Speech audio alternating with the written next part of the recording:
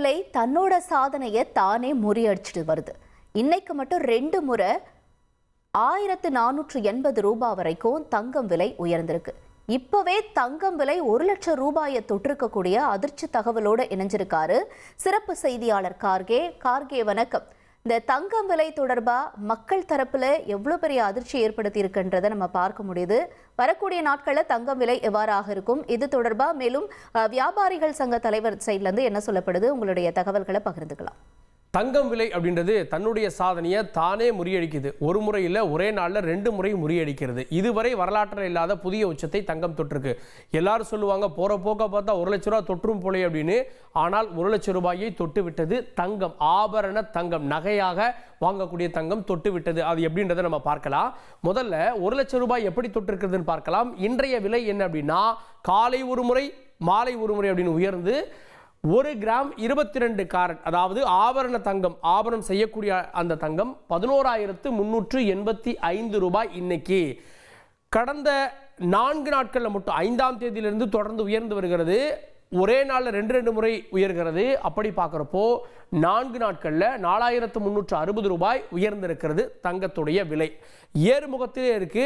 காலையில் மதியத்துக்கு மேலே அப்படின்னு 2 முறை ஏறுகிறது. இது வருடத்தில் 5 முறை 6 முறை நிகழும். ஆனால் இப்போது தினசரி வாடிக்கையாக மாறிவிட்டது. இந்த ஆண்டில் மட்டும், இந்த ஆண்டு நான் சொல்லுவது ஜனவரி 1ஆம் தேதி, இன்னும் சொல்லணும் அப்படின்னா ட்ரம்ப் அதிபர் ஆனதுக்கு அப்புறமா, அப்போதிருந்து இப்போது தங்கம் எவ்வளோ உயர்ந்திருக்கு தெரியுமா? அப்போ 7,100லேருந்து 200 ரூபாய் இருந்தது. இன்னைக்கு 11,385 ரூபாய், கிட்டத்தட்ட 59.2% ஏற்றம் கண்டிருக்கிறது. அதாவது நீங்கள் 10 லட்சம் ரூபாய்க்கு தங்கம் வாங்கி வச்சிருந்தீங்க அப்படின்னா இன்னைக்கு உங்கள்கிட்ட 15,92,000 ரூபாய்க்கு தங்கம் இருக்கும். அதுதான் கடந்த ஜனவரி 1லிருந்து இன்னைக்கு வரைக்கும் இருக்கக்கூடிய ஏற்றம் அப்படின்றது. சரி, இப்போ எப்படி சவரன் 1 லட்சத்தை தொற்றுச்சு அப்படின்னு நீங்க கேட்கிறது புரியுது. நம்ம தங்கம் எங்க வாங்குவோம்? யாருமே நேரடியாக போய் 24 கேரட் தங்கமாக வாங்குவதில்லை. ரொம்ப சொற்பமாக தான் அப்படி வாங்குவது, முதலீடுக்காக வாங்குவதெல்லாம் இருக்கும், காயினா வாங்குறதெல்லாம் இருக்கும். சரி, ஆபரணமாக வாங்குறப்போ நம்ம கடைக்கு போவோம். கடையில் போய் இப்போ 1 சவரன் 8 கிராம் வாங்குறோம் அப்படின்னா 11,385 × 8 91,080 ரூபாய் நகை அப்படின்னு வந்துடுது. நகையோட என்ன பண்ணுவாங்கன்னா சேதாரம் 2.5% இருக்கு அப்படின்றாங்க. 2.5% 31% வரை சேதாரம் இருக்கு. நீங்க என்ன டிசைன் எடுக்கிறீங்க அப்படின்றத பொறுத்து சேதாரம் மாறுகிறது. ஆவரேஜா ஒரு செயின் எடுத்தா 6லிருந்து 7%, 10% வரை வருகிறது. சரி, ஒரு ஆவரேஜான சேதாரம் ஒரு 7% அப்படின்னு பார்த்தா கூட 6,375 ரூபாய். ஸோ 91,000 + 6,375 ரெண்டும் சேருது. அதுக்கப்புறமா தான் டேக்ஸ் போடுறாங்க, ஜிஎஸ்டி. ஸோ இந்த ஜிஎஸ்டி 3% தங்கத்துக்கு 2,924 ரூபாய். இந்த 3ஐயும் சேர்த்தா மொத்தம் பார்த்தீங்கன்னா 1,378 ரூபாய். இப்போதே ஒரு சவரன் தங்கம் நீங்கள் வாங்கினீங்க அப்படின்னா 7% சேதாரத்திற்கு மேலே இருக்கக்கூடிய நகை எல்லாமே 1 லட்சம் ரூபாயை தொட்டு விட்டது. சரி, அடுத்த கேள்விகள் நம்ம கேட்டலாம். எவ்வளோ உயரும் அப்படின்னா ஒவ்வொருத்தரும் ஒரு மாதிரி சொல்லிட்டு இருக்காங்க. நம்ம நகை வியாபாரிகள் சங்க தலைவர்கிட்ட கேட்க போகிறோம். அவரும் கூட எவ்வளோ உயருன்ற கணிப்பு சொல்வார். ஆனால் ஜெஃப்ரிஸ் அப்படின்ற நிறுவனத்துடைய தலைமை ஆலோசகர் திரு கிறிஸ் வுட் அவர் என்ன சொல்றாரு அப்படின்னா, அவருடைய கணிப்பு ஒரு அவுன்ஸ் $6,200 மேலே போகுன்றாங்க. 23 கிராமுக்கு மேலே இருக்கக்கூடிய தங்கம்.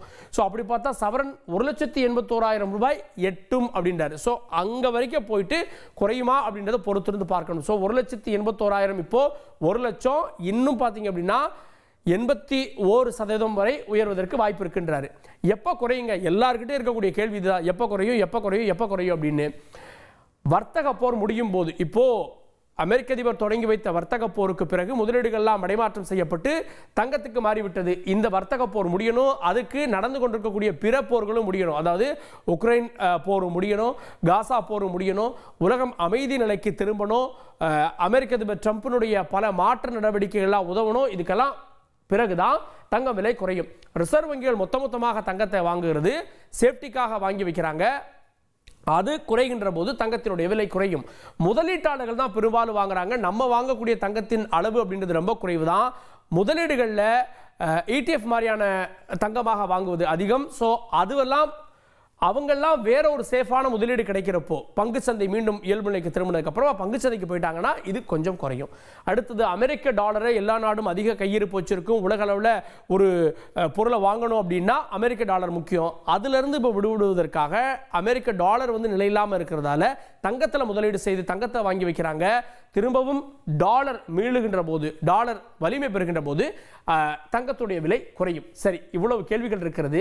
இந்த கேள்விகளுக்கான விடை என்ன அப்படின்றத நகை வியாபாரிகள் சங்கத்துடைய தலைவர் திரு ஜெயந்திலால் சலானி அவர்கள் நம்மோடு இணைகிறார். அவர்கிட்ட நம்ம கேட்டு பெறலாம். சார் வணக்கம், தந்தி தொலைக்காட்சியோடு இணைந்ததற்கு நன்றி. எல்லார்கிட்ட இருக்கக்கூடிய கேள்வி தங்கம் விலை எப்போ குறையும் அப்படின்றதா. ஆனால் அதுக்கு முன்னாடி இன்னும் எவ்வளோ உயரும் நினைக்கிறீங்க சார்? உயர்வுக்கு அளவு இல்லைன்னு சொல்லுவேன். அதாவது போகிற போக்க பார்த்தா அதனுடைய தேவைகள் முன்னெல்லாம் முதலீடுகள் அப்படின்னு சொன்னாவே சர்வதேச முதலீட்டாளர்கள் முதலீடு செய்வாங்க. அவங்க முதலீடு செய்யும் போது விலை உயரும். அவர்கள் சிறிதளவு மீண்டும் விற்பனை தொடங்கினால் விலை குறையும். இதான் நடந்துட்டு வந்த ஒரு வாடிக்கையான விஷயம். பல வருடங்களாக நான் பார்த்த நாளிலிருந்து சமீப காலமாக இதற்கு முன் எப்பவுமே கண்டிராத அளவில் உலகத்தில் உள்ள பெரிய வளரும் நாடுகள் உள்ள மத்திய வங்கிகள் எப்படி இப்போ இந்தியாவில் ரிசர்வ் பேங்க் இருக்கோ அதே மாதிரி எல்லா நாட்டுக்கும் ஒரு ரிசர்வ் பேங்க் இருக்கு. அவங்க தங்களிடம் கையிருப்பாக உள்ள அமெரிக்க டாலர்களை எல்லாம் மாற்றி தங்கமாக வாங்க தொடங்கி இருப்பதுதான் தங்கத்துடைய தேவை உலக அளவில் அதிகரித்துக் கொண்டு வருகிறது.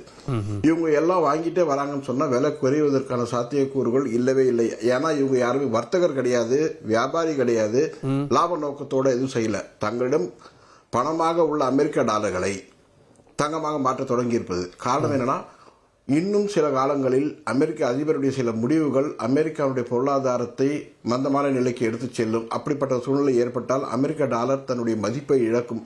அப்பொழுது தங்கள் கையிருப்பாக உள்ள அமெரிக்க டாலர் மதிப்பு இருந்தால் தங்களுக்கு நஷ்டம் வரும்ன்ற ஒரு காரணத்துக்காக அவங்க எல்லாமே தங்கமா மாற்ற தொடங்கி இருப்பார்கள். இதான் சர்வதேச சந்தையில் தங்க விலை இன்னும் அடுத்த நாட்கள் தங்க விலை உயரும் அப்படின்றதா உங்களுடைய கணிப்பு, அப்படிதானே சார்? பெரிய அளவில் ஒரு உயரும்ன்றதெல்லாம் சாதாரணமான வார்த்தை. ஓகே, பெரிய அளவில் உயரும். இது இந்த கடந்த ஒரு 10 நாள்லயே பாத்தீங்கன்னா பெரிய அளவில் உயர்ந்து இருக்கு, மிகப்பெரிய அளவில். நீங்கள் ஏற்கனவே குறிப்பிட்டது போல நாங்க வருஷத்துக்கு ஒரு 4-5 தடவை இல்ல 6 தடவை அதிகபட்சமாக 2 முறை விலை தருவோம். ஆனால் கடந்த ஒரு 10 நாள்ல பாத்தீங்கன்னா 5 தடவை நாங்க 2 முறை விலை கொடுத்துட்டு இருக்கோம். அப்படின்னு சொன்னா என்ன அர்த்தம்னா, தங்கத்துடைய விலை திடீர் என்று உயர்ந்து கொண்டே வருகிறது. வேற வழியே இல்லை, விலையை அறிவிக்க வேண்டிய சூழ்நிலை. அதனால இந்த சமீப காலத்துல 4-5 தடவை கொடுத்தாச்சு, 6 தடவை கொடுத்தாச்சு. இன்னைக்கும் 2, நேற்று முதல்ல 2 அதே மாதிரி கொடுத்துட்டு வரோம். அப்ப இன்னொரு உயர்வு காரணமாக நீங்க ஆர்டர் கொடுத்தா கூட நகை கிடைக்க மாட்டேங்குது அப்படின்ற விஷயம் சொல்றாங்க. அது எந்த அளவுக்கு உண்மை? மிகவும் உண்மை. இப்போ நாங்கெல்லாம் தங்கம் வாங்கணும்னு சொன்னா ஆர்டிஜிஎஸ் பண்ண ஒரு ½ அன் ஹவர்ல எங்களுக்கு டெலிவரி கிடைச்சிடும். இப்பெல்லாம் 4 நாட்கள் 5 நாட்கள் 1 வாரம் வரை காத்திருக்க வேண்டிய சூழ்நிலை. ஏன்னா எங்களுக்கு சப்ளை பண்ணக்கூடிய பெரிய நிறுவனங்கள் அவங்ககிட்ட தங்கம் இல்லை. அவங்க தங்கத்தை இம்போர்ட் பண்ணிருக்காங்க, இம்போர்ட்ல இன்னும் வரல, ஷிப்மெண்ட் வந்தவங்க உங்களுக்கு தரோம், அது ஒரு 4-5 நாள் ஆகும் அப்படிங்கிற சொல்றாங்க. இதெல்லாம் ஆச்சரியமான விஷயம், மிகவும் ஆச்சரியம். முன்கூட்டியே பணத்தை செலுத்தி 1 வாரம் வரை காத்திருக்க வேண்டிய சூழ்நிலை எல்லாம் என் லைஃப்ல நான் பார்த்ததில்லை. நான் 40 வருஷம் இந்த பிசினஸ்ல இருக்க, இதுவரை நான் பார்த்ததில்லை, முதல் முறையா இது மாதிரி ஒரு விஷயத்தை நான் சார். ஒரே வருஷத்துல 59% எல்லாம் உயர்ந்ததில்லை, அது இந்த வருஷம் நடந்திருக்கு. எப்படி பாக்குறீங்க? இந்த போன வருஷம் முதலீடு செய்யலாம்னு யோசிச்சிருப்பாங்க, அவங்க தங்க விலை குறையும் காத்துட்டு இருப்பாங்க. காத்திருக்கிறது நல்லதா இல்ல இதுதான் சரியான நேரம், இப்ப விட்டா பிடிக்க முடியாதா? நான் இது கடந்த 3 மாதமா சொன்னேன், இந்த வேலையெல்லாம் ரொம்ப கம்மிங்க, வாங்கிக்கோங்க. நான் ஏதோ வர்த்தக ரீதியாக சொல்லதா சிலர் நினைப்பாங்க. நிச்சயமாக எந்த வர்த்தகம் எந்த நிறுவனத்தில் வேணாலும் போய் வாங்கிக்கோங்க, அதெல்லாம் ஒரு பிரச்சனையும் இல்லை. ஆனால் இந்த வேலை கூட முதலீடு செய்வதற்கு உகந்த வேலை அப்படின்னு சொல்லுவேன். ஏன்னா என்னுடைய கணிப்பின்படி பெரிய அளவில் விலை உயர்வு காத்து கொண்டிருக்கிறது. மிகப்பெரிய அளவு, பெரிய அளவு இல்லை, மிகப்பெரிய அளவு. அதனால இந்த விலையில் கூட முதலீடு செய்யலாம். பெரிய அளவுனா இதை விட மடங்குகள் இருக்கும். இப்போ 1 லட்சத்தை ஏறக்குறைய தொற்றுச்சு, 2 லட்சம் 3 லட்சமா கூட மாறும் சொல்ல வரீங்க? நீங்க 1 லட்சம், நீங்க இப்ப ஏற்கனவே சொன்னது போது இந்த 1 லட்சம் எப்படின்றது ஜிஎஸ்டி மற்றும் ஒரு 6-7% நான் சொன்ன விலையே 1 லட்சத்தை தாண்டும் இந்த மாதத்திலே நம்ம எதிர்பார்க்கலாம். ரொம்ப தூரம் கிடையாது. ஏன்னா நீ தேதி 8 தான் இருக்கு, இன்னும் 20 நாள் இருக்கு. இந்த மாதத்திலே பார்க்கலாம். இந்த விலை உயர்வு ஒன்றும் பெரிய அளவு இல்லை. ஓகே, இப்போ காமன் மேனுக்கு வந்து ஒரு கேள்வி இருக்கும். இப்போ தங்கம் வாங்கினாதான் சரியான நேரம் அப்படின்னு ஒரு பேனிக்ல தங்கம் வாங்குறாங்களா, இல்ல நம்மள தங்கம் விலை கடந்து போயிருச்சு, இனி நமக்கு தங்கம் அஃபோர்டபிள் இல்லை அப்படின்னு வாங்குறத குறைச்சிருக்காங்களா? நகைக்கடைகள் எப்படி இருக்கு? இல்லை, எல்லாருக்குமே தங்கம் வாங்கணும். பாருங்க, முதலீடு செய்வதற்கு பிளான் ஏ தங்கத்தில் முதலீடு செய்யலாம், பிளான் பி வேற எதுலையும் முதலீடு செய்யறதுக்கு வாய்ப்பே இல்லை. வேற எதில் முதலீடு செய்ய முடியும்? அவங்க மறுபடியும் ஷேர் மார்க்கெட்டில் போகணும். ஷேர் மார்க்கெட் வந்து நிரந்தரமே கிடையாது, திடீர்னு ஏறுது இறங்குதுன்னா முதலீடு செய்யறவங்களுக்கு பெரிய ஒரு பயம். அதனால் தங்கம் தான் நிச்சயமாக அவங்களுக்கு வந்து ஒரு நல்ல முதலீடு, சின்ன சின்ன முதலீடு எல்லாமே செய்யலாம். ஸோ அவங்க எல்லாமே பார்த்துச்சிங்கன்னா விலை ஏறுங்கிற ஒரு பேனிக், உண்மையிலே பேனிக்காக இருந்தாலும் அது உண்மையும் கூட. அவங்க வந்துட்டு இன்னும் ஏறிட போகுது அப்படிங்கிறதுக்காக நிறைய பேர் இப்போ வாங்க தொடங்கியிருக்காங்க. சின்னதோ பெருசோ தங்கக்கிட்ட இருக்க பணத்தை வந்து தங்கமாக மாற்ற தொடங்கியிருக்காங்க, முதலீடு செய்ய தொடங்கியிருக்காங்க அப்படின்னு சொல்லி எடுத்துக்கலாம். நிறைய இடத்துல பார்த்தீங்கன்னா காயின்கள் நிறைய விற்குது, நிறைய நகைகள் வந்து விற்குது. இப்போ சமீப காலம் பார்த்தீங்கன்னா வாங்குறவுடைய மனநிலைமை எப்படி இருக்குன்னா உடனடியாக வாங்கணும் அப்படிங்கிற மாதிரியான ஒரு எண்ணம் அவங்களுடைய மனநிலைமை வந்து தெரிய வருது. ஓகே, இப்போ பணம் குறைவா இருக்கு அப்படின்றவங்க நிறைய விஷயங்களை யோசிப்பாங்க. இந்த 18 கேரட் ஏறக்குறைய எல்லாரும் வந்துட்டாங்க. இந்த 9 கேரட் மார்க்கெட்ல புதுசா வந்திருக்கு. இந்த 9 கேரட் நோக்கி வர்றாங்களா? அது ஒரு சரியான தீர்வா இருக்குமா? நிச்சயமாக வேற வழியே இல்லைங்க. எல்லாருக்குமே வளையலோ மோதிரமோ செயினோ போடணும். அதாவது ஒரு வளையல் வந்து சின்னதாக போட்டுக்க முடியாது, மோதிரத்தை சின்னதாக போட்டுக்க முடியாது. மோதிரமுடைய அளவில் போடணும், இல்லை வளையலுடைய அளவில் தான் போட்டாகணும்.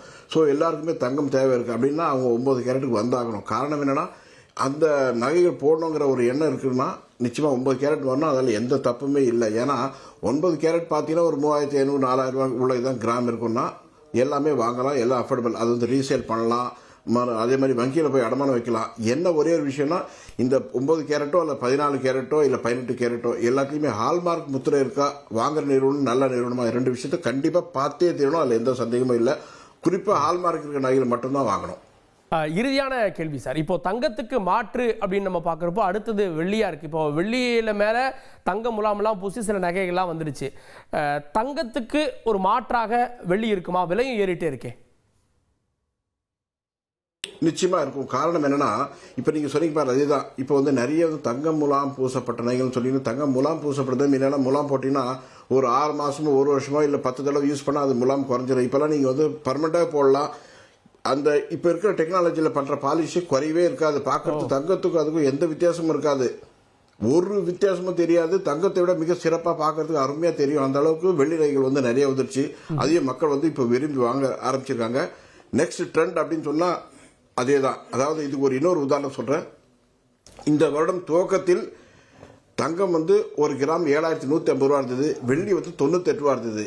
இன்னைக்கு பார்த்தீங்கன்னா வெள்ளி 170 ரூபா, தங்கம் பார்த்தீங்கன்னா 11,385 ரூபா. ஏறக்குறைய தங்கத்தில் வந்துட்டு 34,000 ரூபா ஒரு சவரன் ஏறி இருக்கு. வெள்ளியில் பார்த்தீங்கன்னா 72 ரூபா ஒரு கிராமுக்கு ஏறி இருக்கு. அப்போ அப்படின்னு பார்த்தீங்கன்னா ஏறின வகையில் வெள்ளி தான் பெரிய அளவில் வந்து வெள்ளி விலை ஏறி இருக்கு. ஏன்னா ஏறக்குறைய 70% வந்து விலை ஏறி இருக்கு. ஸோ வெள்ளியினுடைய முதலீடுகள் ஆகட்டும், இல்லை வெளியில் வந்து எந்த பொருளும் வாங்குறது நல்லது. ரெண்டாவது, தங்கத்துடைய ஒரு மாற்று பொருளாக வருங்காலத்தில் வெள்ளி நிச்சயமா இருக்கும். நன்றி சார், நிறைய தகவல்களுக்கு விடை கொடுத்தீங்க. தந்தி தொலைக்காட்சியோடு இணைந்ததற்கு நன்றி.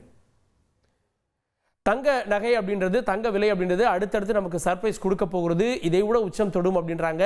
ஒரு உச்சம் தொட்டா எப்படி விழுந்துதானே ஆகணும், ஆனா எவ்வளவு உச்சம் தொடுது எவ்வளவு விழுது அப்படின்றத பொறுத்து வந்து பார்க்கலாம். நன்றி கார்கே.